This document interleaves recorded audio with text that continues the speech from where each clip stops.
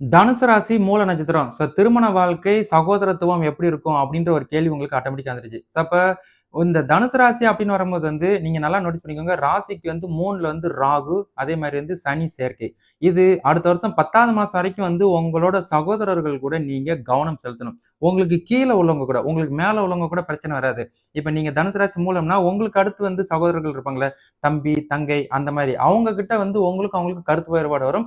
நீங்க சொல்றத அவங்க கேளாமை, உங்களுக்கு அகைன்ஸ்டா ஏதாவது செய்றது, அதனால ஒரு குழப்பம், கருத்து வேறுபாடு, குடும்பத்துக்குள்ள ஒரு சண்டை சச்சரவு இந்த மாரி விஷயங்கள் இருக்குதுன்னா, அடுத்த வருஷம் 10வது மாசம் வரைக்கும் நீங்க அவங்கள கரெக்ட்டா வழி நடத்திக்கோங்க.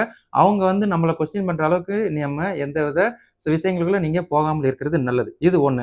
அப்ப 2வது திருமண வாழ்க்கை எப்படி இருக்கும் அப்படின்ற ஒரு கேள்விக்கு இப்ப காமனாவே இப்ப வாழ்க்கை அப்படின்னு வரும்போது உங்க ஜனன ஜாதகம் தான் தீர்மானிக்கும். இப்ப நம்மளோட திருமண வாழ்க்கை அப்படின்னு வரும்போது உங்களுக்கு ஒரு ஜனன ஜாதகம் இருக்கும்.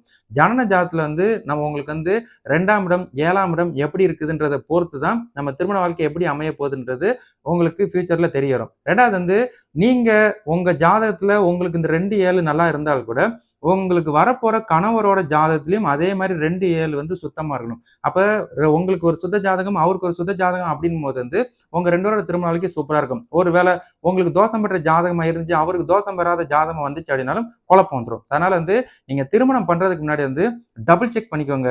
உங்களோட ஜனன ஜாதகங்கள் உங்க பார்ட்னருக்கு கரெக்ட்டா ஒத்துழைச்சுச்சு அப்படின்னா, திருமண வாழ்க்கை சூப்பராவே இருக்கும். ஒரு வேள ஏதாவது பை மிஸ்டேக்ஸா இருந்துச்சு அப்படின்னா, நம்ம சொல்லிக்கிற அளவுக்கு இல்ல. அது இப்ப நீங்க அட்வான்ஸா கேட்கறதுனால, இனி வரும் காலங்கள்ல கரெக்ட்டா நீங்க வரன் பாருங்க. அப்ப வரன் பார்க்கும்போது உங்க ஜாதகத்துக்கும், உங்க பார்ட்னர் ஜாதகத்துக்கும் பொருத்தம் பார்த்து, பொருத்தமெல்லாம் சிறப்பா இருந்துச்சு அப்படின்னா, அதுக்கப்புறம் ப்ரொசீட் பண்ணீங்கன்னா, உங்களுக்கு திருமண வாழ்க்கை சூப்பரா இருக்கும். அப்படின்றத உங்களுக்கு நான் ஞாபகப்படுத்திக்கிறேன். சரிங்களா?